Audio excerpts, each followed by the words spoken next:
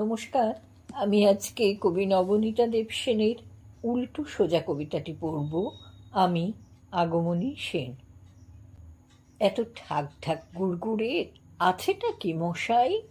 ভণ্ডামি ছেড়ে যা বলার সোজাসুজি বলুন।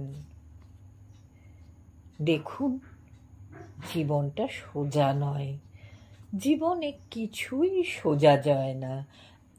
এমনকি হাত থেকে ঢিলটা ছুঁড়লেও সেটা প্যারালাল হয়ে বেঁকে পড়ে।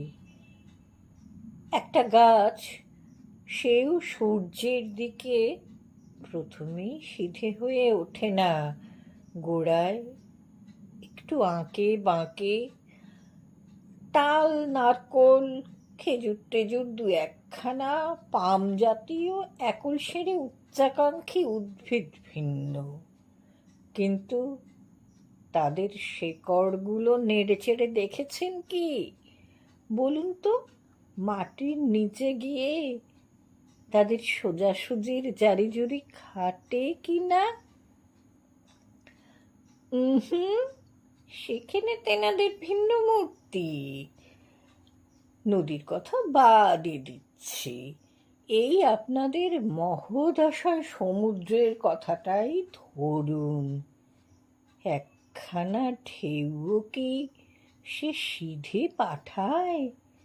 আর এই যে পূজ্যপাদ হিমালয়, তার কোনখানটা সোজা মশাই? তুচ্ছ বাতাস, ঈশ্বরের ফোঁ, সেও খুব সোজা ধায় কি? ক্ষণে ক্ষণে দিক পাল্টায়। আমি সামান্য মানুষ, আমি কি করে সোজা বলবো, সোজা চলবো? হাঁটতে গেলেই ডান পাটা একটু ডাইনে হেলে পড়ে, বাঁ পাখানা বাঁয়ে হেলে যায়। সেই ছেলেবেলা থেকে ঢের চেষ্টা করে দেখেছি মশাই, কিছুতেই নাকের সোজা হাঁটতে পারিনি। একে কি আপনি ভণ্ডামি বলবেন? আমাকে কি দুমুখ সাপ বলবেন? দেখুন, দুটো জিনিস কেবল সোজাসুজি চলে, আকাশ ফুঁড়ে বৃষ্টি আর চক্ষু ফুঁড়ে জল।